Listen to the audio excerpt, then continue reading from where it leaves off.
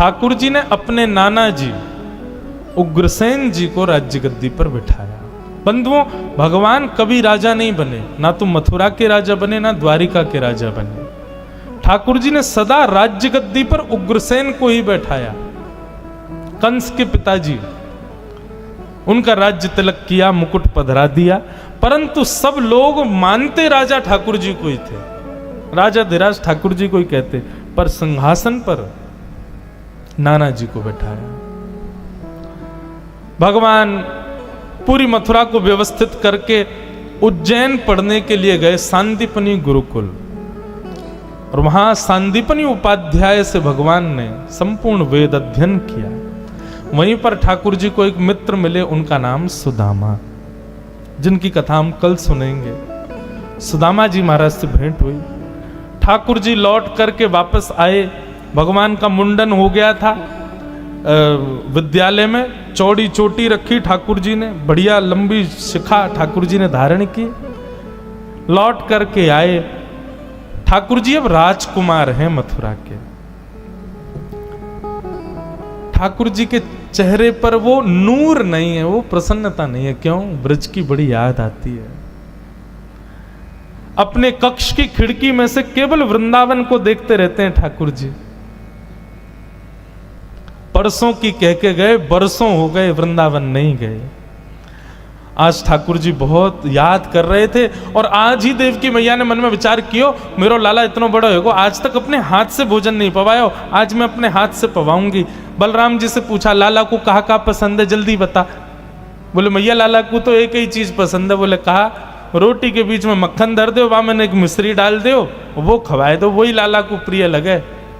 यशोद, आज देवकी मैया ने 56 भोग बनाए, परंतु एक किनारे में माखन मिश्री सजाई के अपने हाथ से लेके जा रही हैं। आज अपने लाला को पहली बार अपने हाथ से प्रसाद पवाने के लिए। लाला चल आजा, मेरे हाथ से प्रसाद पा ले। ठाकुर जी हाथ धो के आए, बैठ गए। देवकी मैया को पूर्ण प्रेम देना चाह रहे हैं ठाकुर जी। देवकी मैया ने जैसे ही थाल सामने रखा, थाल में ठाकुर जी देख रहे हैं कौन कौन सी सब्जी बनी है। अच्छा मैया तेने बनाई। जैसे ही ठाकुर जी की दृष्टि पड़ी माखन पे, नेत्र बंद हो गए। यशोदा मैया की याद फिर आने लगी ठाकुर जी को, अश्रु गिरने लगे। देवकी मैया अपने हाथ में कवल लेके बैठी, बोले लाला मुंह खोल, खवाऊं तो को। ठाकुर जी इतने रोए, रो करके दौड़े और बलराम जी से जाकर के लिपट गए। बलराम जी भी रोने लगे, ठाकुर जी भी रोने लगे, देवकी मैया भी रोने लगी। वसुदेव जी से जाके बोली, देखो ना, समझाओ कृष्ण को, बहुत रोता है। तब वसुदेव जी ने कहा, हमारो इतना अधिकार ना है, हम तो जाने भी ना है कन्हैया को कहा अच्छो लगे कहा बुरो लगे। अगर कन्हैया को सखा उद्धव जाके समझाएगा तो शायद मान जाए। वसुदेव जी ने उद्धव जी से कहा, तुम कृष्ण को समझाओ ना, बहुत रोता है। उद्धव जी महाराज कौन है बंधुओं? बृहस्पति के शिष्य हैं, बुद्धि में बहुत प्रबल हैं, ज्ञानी नाम अग्रगण्यम, यदि कह दिया जाए तो कोई अतिशयोक्ति नहीं। वृष्णी नाम प्रवरो मंत्री कृष्णस्य दैतः सखा, शिष्यो बृहस्पतिर साक्षात उद्धवो बुद्धि सत्तमा। बहुत विद्वान है उद्धव जी। उद्धव जी गए, ठाकुर जी को कक्ष में लेके अंदर से किवाड़ बंद की। ये परब्रह्म है। पूरे विश्व को ठाकुर जी आप सिखाते हैं कि चीज से डी अटैच होना सीखो, व्यक्ति किसी चीज में आसक्ति मत रखो, किसी वस्तु से आसक्त मत हो। और ये परब्रह्म की दशा देख रहा हूं मैं, जिसकी भ्रगुटी पर तीनों लोग नाचते हैं, आज वो उन गंवार ब्रजवासियों के लिए रो रहा है।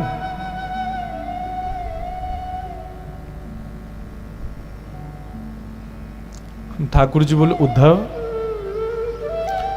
तुमने कभी प्रेम देखा है अपने जीवन में? उद्धव बोले, अभी अवकाश नहीं मिला, पढ़ने से ही फुर्सत नहीं मिली, बृहस्पति के यहाँ इतने समय पढ़ता रहा, इन सब चीजों के लिए मुझ पर समय नहीं और ना मैं करना चाहता। भगवान बोले, तो फिर नहीं समझ पाओगे। आसक्ति अलग बात है उद्धव, आसक्ति होती तो वृंदावन दूर नहीं है यहां से, मैं सुबह जाके शाम को आ सकता हूं। आसक्ति होती तो ब्रजवासियों के लिए भी मथुरा दूर नहीं है, वो दिन में 4 बार मुझसे मिलने आ सकते हैं। ये आसक्ति नहीं है, ये प्रेम है। यहां मिलने की भी इच्छा नहीं है, पर स्मृति है, ये आसक्ति नहीं है। उद्धव बड़ी बड़ी बातें करने लगा तो भगवान बोले सुन इधर आ, तुम जाके ये सब जो मुझे समझा रहे हो ये ब्रजवासियों को समझा दोगे? उद्धव बोला ऐसा समझाऊंगा जीवन में याद नहीं करेंगे आपको। भगवान बोले तो फिर ठीक है जाओ, और सुन इधर आ। अपना मोर पंख निकाल के उद्धव के मुकुट में लगा दिया, अपना पटका उतार करके उद्धव को पहना दिया, और चंदन का इत्र जो ठाकुर जी लगाते हैं वो उद्धव को लगा दिया। अब जाओ। बोले ये सब क्यों? बोले क्योंकि इसके बगैर तुम गए ना तो ब्रजवासी तुझे देखेंगे भी नहीं, इसके साथ जा वृंदावन। उद्धव जी महाराज कह के गए। भगवान बोले कब आएगा उद्धव? बोले शाम तक आ जाऊंगा। वो ठीक है, मिलते हैं फिर शाम को। 6 महीना बाद लौट के आया उद्धव। 6 महीना तक भूल गया कि मैं वृंदावन में हूं। इसी को उद्धव गोपी संवाद कहते हैं। प्रेम की चरमोत्कृष्ट स्थिति है उद्धव गोपी संवाद। उद्धव जी वृंदावन गए। वृंदावन की स्थिति बंधुओं पता है क्या है? हर दिन, जिस दिन से ठाकुर जी गए, हर दिन ब्रजवासी मथुरा के रास्ते को घेर के बैठ जाते हैं और प्रतीक्षा करते हैं कन्हैया आ रहे होगो, हमारो लाला आ रहे होगो, कृष्ण आ रहे होगो। सुबह से दोपहर, दोपहर से शाम, शाम से जैसी रात है जाए, रोते रोते नंद भवन जाते हैं और कहते हैं यशोदा तेरो लाला आज नहीं आयो, आज भी नहीं आयो। परसों की कह के गए हो, दारी को बरसों बीत गए अभी तक नहीं आयो। रोज का ये नियम है सब ब्रजवासियों का। बैठ जाते हैं मथुरा के मार्ग पर, लेकिन जाते नहीं है मथुरा। मथुरा से वृंदावन कितना दूर है? 6 किलोमीटर। 6 किलोमीटर। अहमदाबाद में तो एक मोहल्ले से दूसरा मोहल्ला, इतना दूर है मथुरा वृंदावन। लेकिन प्रेम,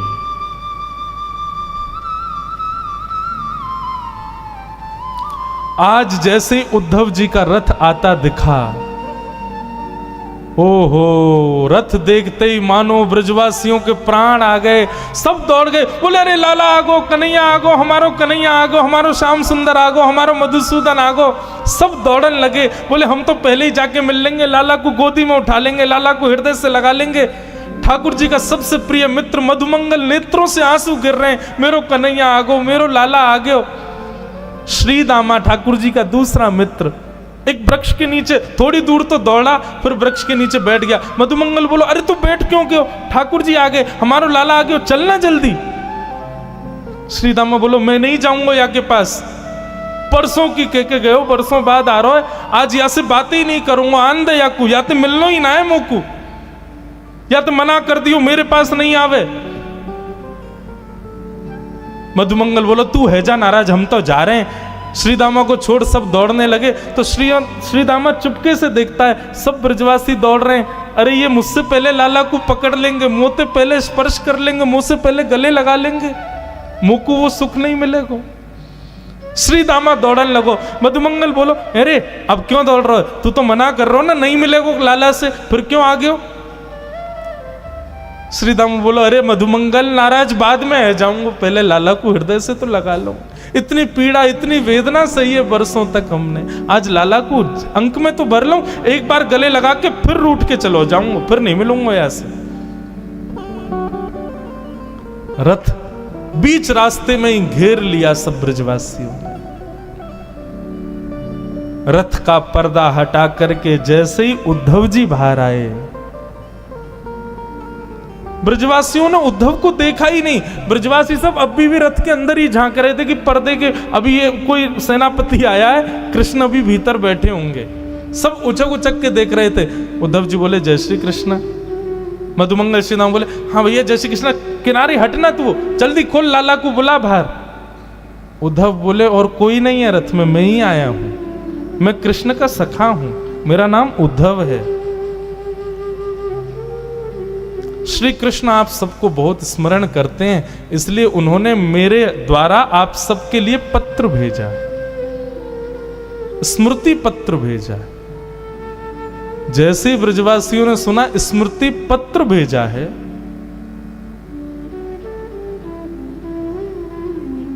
ब्रजवासी बोले वाह कन्हैया वाह, मान गए तेरे प्रेम को। वर्षों तक आयो नहीं, परसों को वादो करके, बरसों बाद याद आई तो सखा भेज दियो स्मृति पत्र के संग।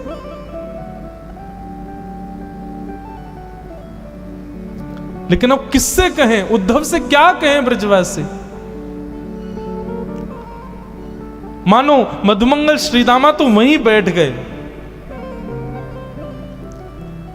उद्धव ने कहा क्षमा करें पर मुझे शीघ्रता है, आप ये बताएंगे कि नंदरानी यशोदा का घर कहां है? मधुमंगल बोला नदी दिख रही है, इसके किनारे किनारे चले जाओ, इस नदी का जहां उद्गम है ना वही है नंदरानी यशोदा का घर। बोले नदी का उद्गम घर से? नदी तो पहाड़ों से आती है, घर से कौन सी नदी आती है? मधुमंगल बोला तुम नहीं समझोगे। रोज कृष्ण विरह में ब्रज की गोपियां नंदरानी यशोदा आपस में मिलजुल करके कन्हैया की लीलाओं का चिंतन करती हैं, रुदन करती हैं। वर्षों से रो रही उन गोपियों के नेत्रों के अश्रु नदी बन के बह रहे हैं। उद्धव जाओ, इसका उद्गम जाए वही नंद भवन है। उद्धव को पहला झटका तो वहीं लगा। उद्धव के विचार में भी नहीं था ऐसा प्रेम होगा ब्रजवासियों का।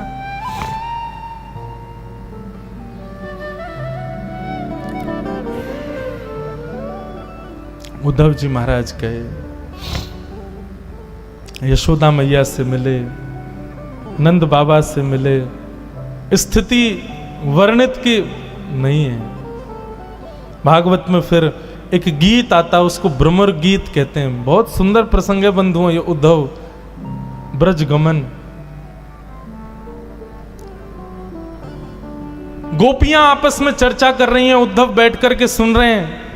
कोई गोपी कह रही है कल तो कन्हैया ने मेरी मटकी फोड़ दी। मैंने कही अरे लाला तेने मटकी क्यों फोड़ी? बोले तू नहा के ना आई ना, या मेरे तो नवा दियो मैंने।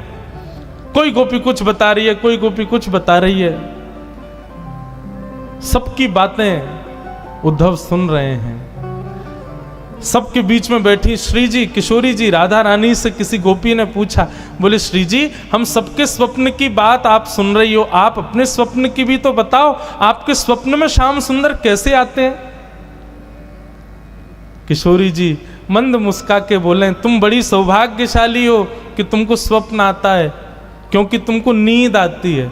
पर जादना से कन्हैया गयो है, मेरी तो नींद ही वाके संग चली गई, मुझको सपने ही ना आवे। नींद ही ना आवे तो सपनों कैसे आवेगो, और सपनों ना आवे तो तुम्हें बताऊं कैसे? ये सब भाव बैठ करके उद्धव सुन रहा है। तब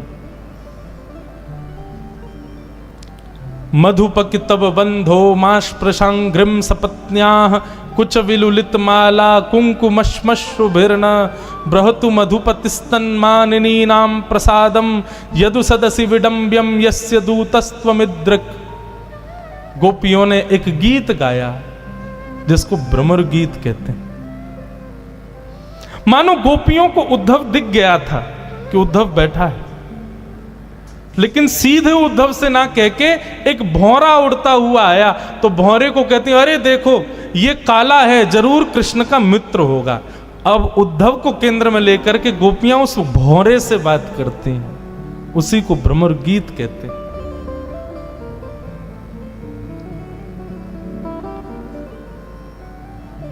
उद्धव जी महाराज गोपियों के चरणों में बैठ करके उनकी प्रेम की चर्चाएं सुन रहे हैं। सुनते सुनते सुनते सुनते 6 महीने बीत गए उद्धव जी को वृंदावन में। और 6 महीने बाद जब स्थिति ये हो गई कि उद्धव जी स्वयं को भी गोपी मानने लगे, स्वयं भी कृष्ण विरह में रुदन करने लगे, स्वयं भी कृष्ण विरह आतुर होकर के गलियों में विचरण करने लगे, तब उद्धव जी को याद आया कि अरे मैं गोपी नहीं हूं, मैं उद्धव हूं। दौड़े मथुरा की ओर।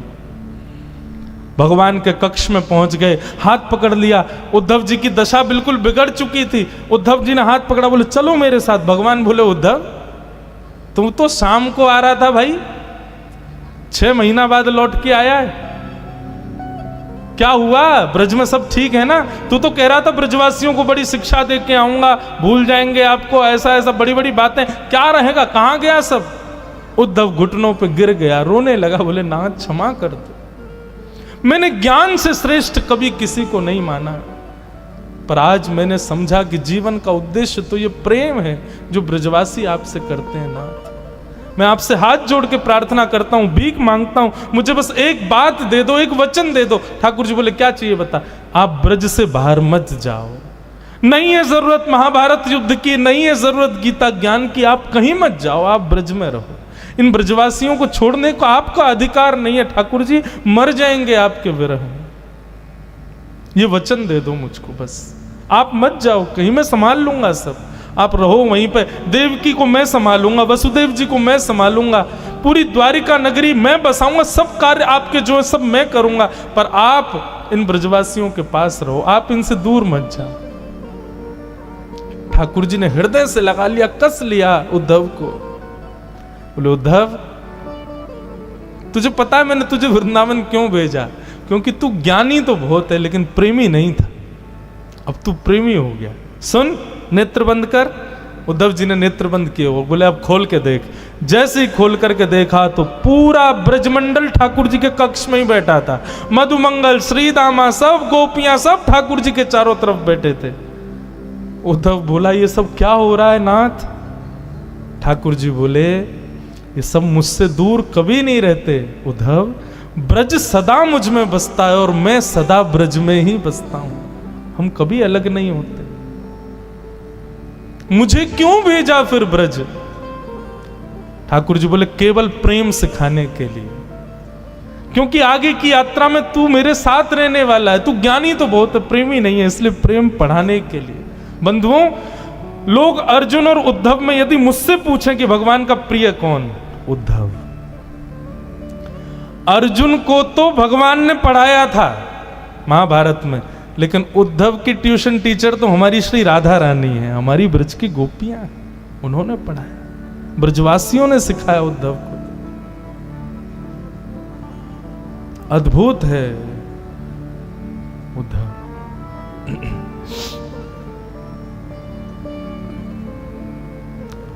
उद्धव, पता है आपको भागवत में भगवान क्या कहते हैं? उद्धव के विषय में भगवान कहते हैं वो मैं ही हूं, वो मुझसे अलग नहीं है। यदि कभी तुमको उद्धव मिल जाए तो यही समझना श्री कृष्ण है, उसको प्रणाम कर लेना।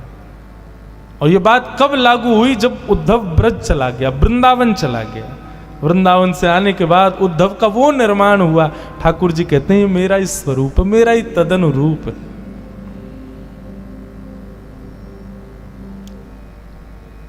उद्धव जी महाराज यमुना जी के तट पर गए और अपना आंचल, अपने वस्त्र के पल्लू को फैला करके उद्धव जी महाराज विधाता से कहते हैं कि आशाम हो चरण रेणुज श्याम हम श्याम, वृंदावने किमपि गुलमलतोषधीणा। हे विधाता, आप पूरी सृष्टि को बनाते हो, आप सबके कर्म के अनुसार उसको दूसरा जन्म देते हो। ये उद्धव आपसे प्रार्थना करना चाहता है, मेरे सत्कर्मों के फलीभूत यदि आप मुझे पुनर्जन्म देना चाहते हो, मेरी एक ही इच्छा है, मेरा जप, नियम, तप, साधन, भजन, सबसे मुझे एक ही वरदान चाहिए कि मुझे अगला जन्म इस वृंदावन में देना। और एक और बात, मुझे मानव मत बनाना, एक वृक्ष बनाना। और वो वृक्ष भी कोई बहुत वृहद बड़ा नहीं, छोटा सा कोई पौधा मुझे बना देना, ताकि जब जब भी हवा चले इन ब्रजवासियों की, इन प्रेमी गोपिकाओं की चरण रज उड़ उड़ करके मुझे सनाती रहे, मैं सदा उस ब्रजरज में तल्लीन रहूं नाथ। बस यही मेरी प्रार्थना है। ये स्थिति उद्धव की।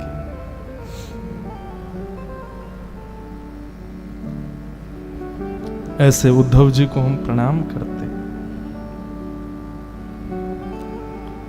उद्धव जी की एक विशेषता है बंधुओं, आपको पता है जब द्वारिका में यदुवंशियों को संतों ने श्राप दिया कि संपूर्ण यदुवंश नाश हो जाए, तो सारे यदुवंशी गए भगवान के पास और भगवान से कहा आप दुनिया के श्रापों को दूर करते हो, आपके खुद के परिवार को श्राप लग गया, ठाकुर जी इसको दूर करो। भगवान बोले सोचने दो। अब यदुवंशियों में उद्धव भी आता, उद्धव कोने में ही बैठा था। भगवान बोले एक उपाय है। बोले क्या? बोले हमारे सौराष्ट्र में एक शंकर जी का मंदिर है, उसका नाम है सोमनाथ। ये सोमनाथ मंदिर जो है ये श्रापों को दूर करने के लिए प्रसिद्ध है। बोले कैसे? तब भगवान ने कथा सुनाई। बोले चंद्रमा जो है ना, इसके ससुर जी हैं दक्ष, दक्ष की बेटियों से इनका ब्याह हुआ है, परंतु चंद्रमा सबसे ज्यादा रोहिणी नाम की पत्नी से प्रेम करते हैं। तो बाकी की पत्नियों ने अपने पिता से आके शिकायत कर दी, बोले कि आपका दामाद एक ही उससे रोहिणी से ही प्रेम करता, हमसे नहीं करता।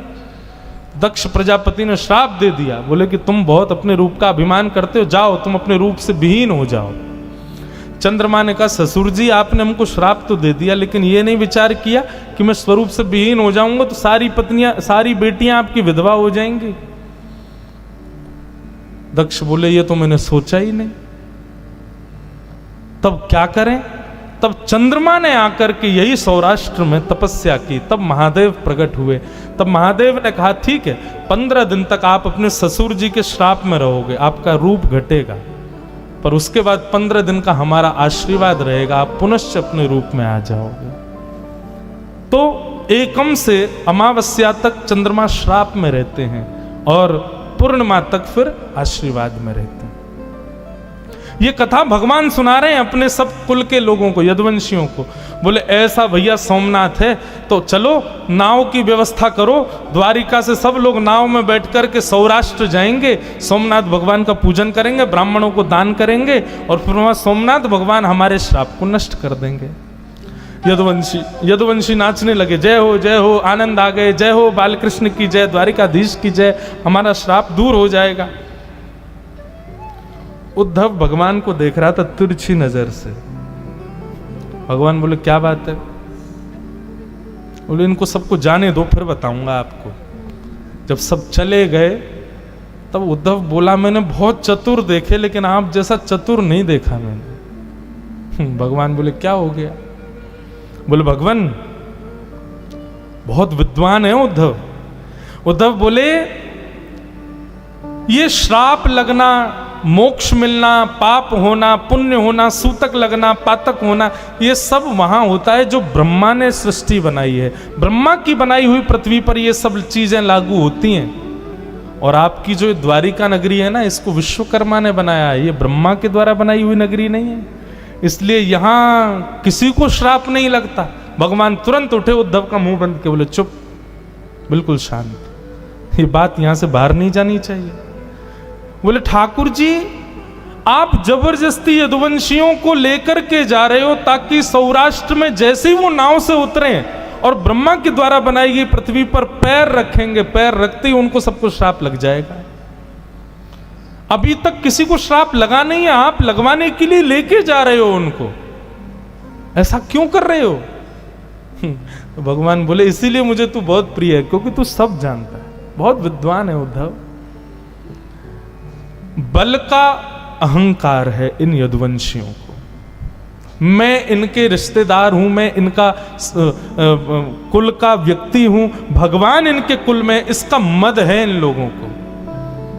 और मैं अपनी लीला पूरी करके गया, इनको छोड़ गया तो यही भार बन जाएंगे पृथ्वी का, इसलिए मुझे करना पड़ेगा। उद्धव बोला तो चलो फिर। भगवान बोले कहां? बोले सौराष्ट्र। ठाकुर जी बोले तू नहीं जाएगा, हम सब जाएंगे, तू तो यहीं रहेगा, तू तो द्वारिका को संभालेगा ना। मतलब उद्धव को ठाकुर जी ने श्राप नहीं लगने दिया। और जब भगवान श्राप लगवा करके वापस आए, सब यदुवंशी आपस में लड़ झगड़ करके मर गए, तब भगवान ने उद्धव को भागवत धर्म का ज्ञान दिया और तब अपनी पादुकाएं प्रदान कर दी। बोले उद्धव तुम मेरे सबसे प्रिय हो, इसलिए मैं तुमको बहुत बड़ी जिम्मेवारी दे रहा हूं, मेरे जाते ही कलयुग आ जाएगा। भक्ति के प्रचार के लिए अब तुम बद्रीनाथ जाओ और बद्रीनाथ में नारद जी को भेज करके वेदव्यास जी से श्रीमद् भागवत की रचना करवाना, ताकि कलयुग में मानव कल्याण हो सके। यह है उद्धव, सामान्य नहीं। ऐसे उद्धव जी को हम प्रणाम करते हैं। आज बहुत दिन बाद, बहुत वर्षों बाद मैंने उद्धव गोपी संवाद केवल छुआ है, पता नहीं क्यों, बस छुआ है आज। प्रणाम।